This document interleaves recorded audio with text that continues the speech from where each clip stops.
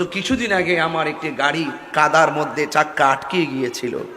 আমি গাড়ির গ্লাস নামিয়ে দেখেছিলাম কাদা কতটুকু আর গাড়িটা মাটিতে ডাবছে কতটুকু। এটাকে স্লো মোশন করে একদল চালিয়ে দিয়েছে ফেসবুকে, আমি মারা গেছি। এটাকে একদল চালিয়ে দিয়েছে আমি অ্যাক্সিডেন্ট করেছি।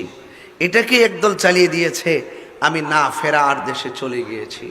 আলহামদুলিল্লাহ আমি অ্যাক্সিডেন্ট করিনি, আল্লাহর রহমতে আমি বেঁচে আছি। একদিন তো চলে যেতেই হবে, একদিন তো চলে যেতেই হবে।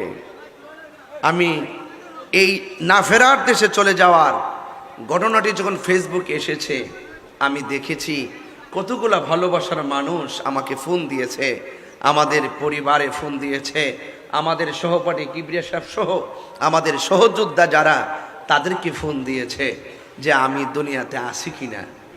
একজন আমাকে ফোন দিয়ে বলতেছে, হুজুর আপনি নাকি মারা গেছেন। আগে থেকে কথা বলতেছো কার সাথে? তুমি সরাসরি ফোন রিসিভ করার পরও বলতেছো আমি মারা গেছি। তাহলে তো আমি ফোন না করলে তো পৃথিবী অন্ধকার। তো আমি যাই হোক, আমি কিন্তু এই যে ফোনগুলো আমার কাছে আসছে, আমি যদি চলে যেতাম, অ্যাকচুয়ালি যদি আমি চলে যেতাম, এই ফোনগুলো আমি কানে রিসিভ করতে পারতাম না।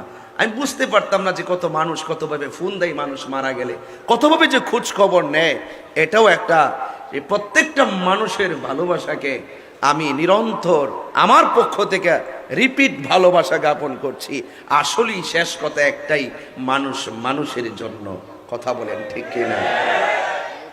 দেশবাসী, এখন এখানে ঢোকার সময় ময়মনসিংহ থেকে ফোন আসছে, হুজুর আপনি কোথায়?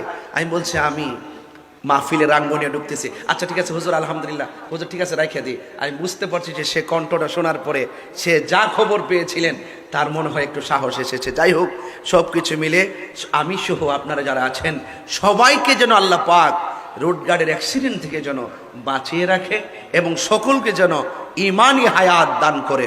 জোরে বলো না আমিন।